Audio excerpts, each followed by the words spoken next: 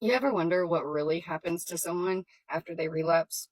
Not the version that people tell themselves to make themselves feel better, but the real version. Sometimes you don't ever hear from them again.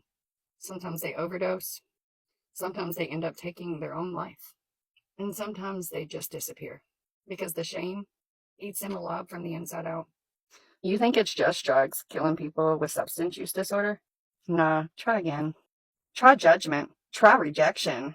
Try the silence from the people they thought would never leave.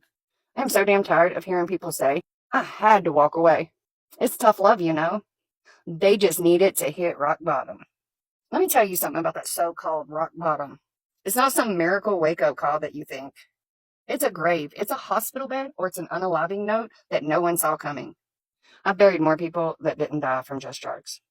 They died from hopelessness, from being abandoned by the people they begged to love them anyways, from believing they were only worthy of support if they were already better. That isn't love. That is cruelty with a bow on it. You think cutting someone off makes them want to change? It makes them want to hide. It makes them want to lie. And it makes them want to use alone, where no one's there to call 911. You think ignoring their calls is holding them accountable? All you're doing is teaching them to believe that they're disposable, that relapse erased every ounce of good left in them, that pain makes them unlovable. You want to know what actually saves lives? Compassion, consistency, being the one person who says, I'm still here, you're still worth it. Even now, especially now.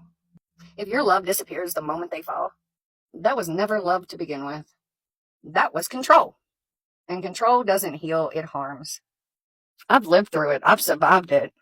I've watched people give up and never come back. But the ones who stayed, but the ones that held space for my mess, my shame, my comeback, they're the reason I'm still here.